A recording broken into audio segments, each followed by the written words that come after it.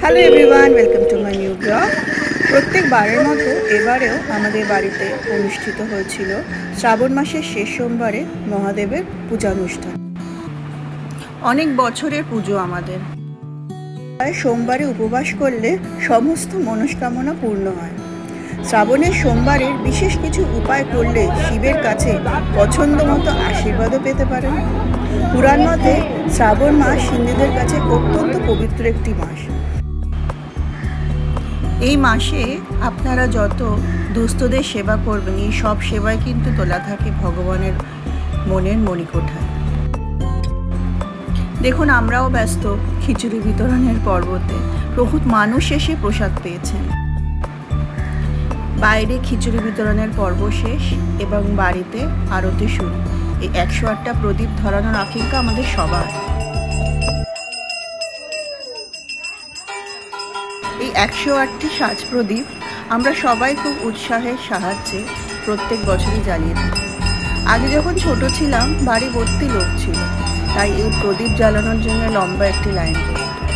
এখন অত লোক হয়তো নেই, কিন্তু এই প্রদীপ জ্বালানোর উৎসাহটা কিন্তু আমাদের কারোর মন থেকে যায়।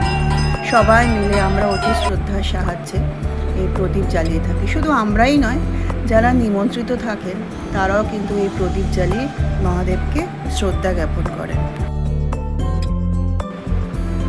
এই মাসের শ্রাবণ নক্ষত্রের পূর্ণিমা রয়েছে, এ কারণেই মাসটিকে শ্রাবণ বলা হয়।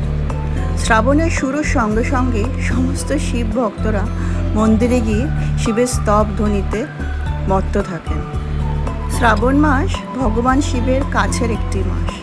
প্রথমত এই মাস থেকেই দেবী পার্বতী ভগবান শিবকে স্বামীরূপে পাওয়ার জন্যে তপস্যা শুরু করেন এবং দেবী সতী প্রস্থানের পর ভগবান শিব আবার তার ক্ষমতা অর্থাৎ দেবী পার্বতীকে তার স্ত্রী হিসেবে ফিরে পান। আমাদের বাড়ির পূজা এবার অন্তের দিকে। ঠাকুরমশাই চারিদিকে শান্তির জল ছিটিয়ে সবার মনস্কামনা পূরণের জন্য ভগবানের কাছে প্রার্থনা করবেন। আশা করি আমাদের বাড়ির এই পুজোটি আপনাদের সবার ভালো লাগলো এবং ভগবানের কিছু তত্ত্বকথা আমরা নিজেদের মধ্যে আলোচনা করে নিলাম। সবাই ভালো থাকবেন, সঙ্গে থাকবেন। ধন্যবাদ।